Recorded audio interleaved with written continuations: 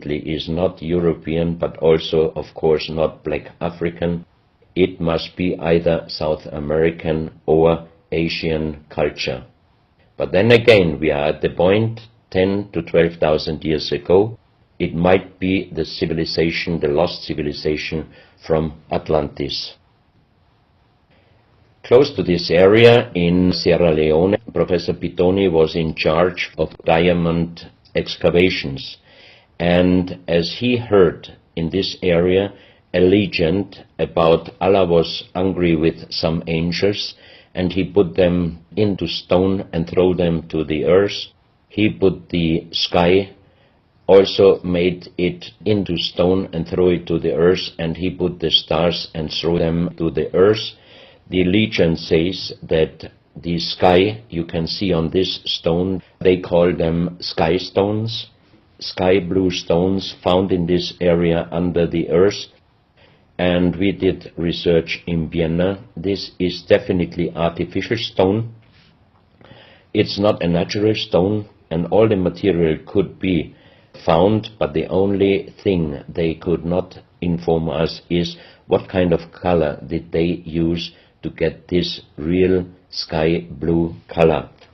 The stone figurines found from 20 meters down to even 50 meters. Professor Pittoni always took some organic material from the finding place, and the age dating of those stone artifacts are from 2,500 years up to the oldest one, 17,000 years. Here you have a granite stone, so-called nomoli, stone nomoli, with very nice encarving.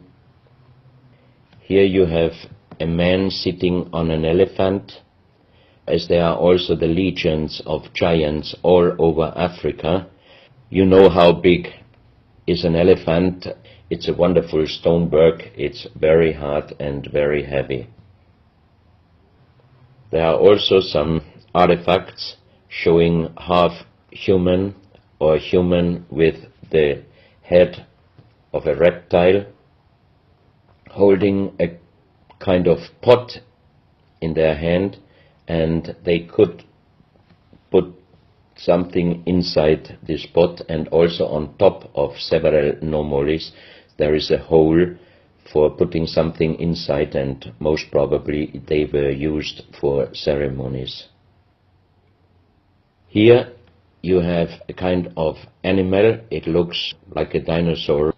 And when Professor Pittoni found this statue, it was making a strange noise. So he opened the statue, and they found inside the small black ball you can see on the bottom of the statue, and this was iron material. When we did the research on this artifact, and especially on this metal ball, next morning the professor called me and told me that somebody must have done a bad joke to me. I asked why. Because the result of the research was this metal material is chrome steel, and chrome steel was found first time at the beginning of the 20th century in Austria. That means it was impossible inside a statue with the age of approximately 17,000 years. But when I called immediately Professor Pittoni, he was laughing and he said, "I'm a geologist. If a statue is making a strange sound, I do not open it just right away, but I did several X-rays, and you can see here on the right picture one of the X-ray photos, and you see that inside the closed statue already the round ball, the chrome steel ball, was existing. On this X-ray photo you can see exactly, and also Professor Pittoni saw that this statue in former days already was opened, but perfectly closed again, and he called a specialist who opened it exactly concerning this photo, the small stone ball which was closing the hole inside, and you can see that the metal ball was already existing. Some of you might have watched several pictures, photos on the internet of giant skeletons found in desert, in India, in China and other places. Most of those photos were competition photos to present Photoshop. Perfectly done. I also was quite impressed when I received first time one of those photos, but these photos I'm showing you now, they are definitely not coming out from a Photoshop competition. These photos are real skulls and skeletons. This skull was found in a tunnel system underground in Colombia. The skull is dated up to 11,000 years. The skull is bigger than normal skull, and the front teeth of the jaw are lined up in a different way than our teeth. Something that occurs to me here is that there's a very strong, pronounced jaw. It's a very prominent jawline, very prominent chin. And here you see a photograph that was shown to us by a Project Camelot insider. Now, this isn't a real photograph. This is a scene from the old Arnold Schwarzenegger movie Conan the Barbarian. And what you're seeing here is a special effect on the actor James Earl Jones. The critical thing here is the shape of the jawline.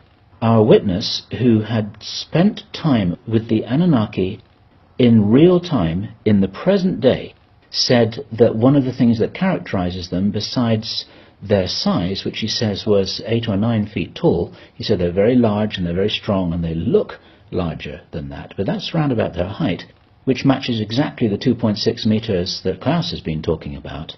He said it's a very prominent, strong jawline, and this is what strikes me about these skeletons, these skulls here that we're looking at right now. Didn't know. No, you need to know this. Back to Klaus. So once again, here you have a very old photo done in a museum in La Valletta in Malta, and it shows several long skulls, and the explanation is deformed skulls, but they are very long, going to the back. This is one of several very, very strange skulls. They are presented in a small museum in Ica, in Peru. Ica is located close to the famous Nazca lines, and the museum is called Museo Maria Reiche, the German lady who was researching her whole life about the Nazca lines.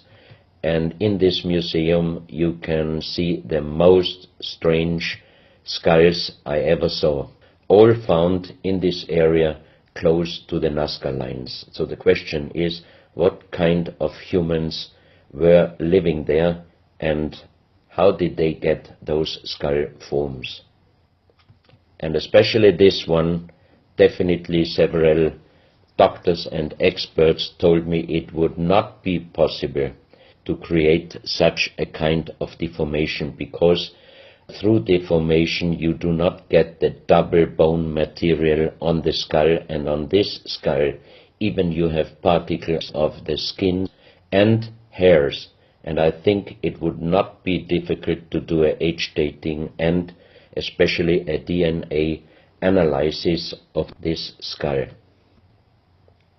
On this picture I show you some legendary skeleton forms of giants. In the year of 1964, in the south of Ecuador, in the province Loja, there broke down a part of a mountain platform, and Father Carlos Vaca, who was working as a priest in hospitals, he was called to this place and he found the broken bones of a giant. Good. Well, Klaus, I asked you if you would take us on a journey, and for the last nearly an hour, I think it is, you've taken us on a fascinating journey, not only around the world, but through time, back as long ago as 17,000 years. And it's a real reminder of how little we know about what our history really is. These are important pieces of an important puzzle, and you're doing an enormous amount to raise people's awareness of what it is that we're not shown in many museums, what it is that we don't read in anthropological textbooks, and what it is that many university professors still refuse to recognize. And thank you so much for your part in helping to raise our own understanding of our history on planet Earth. Klaus, thank you.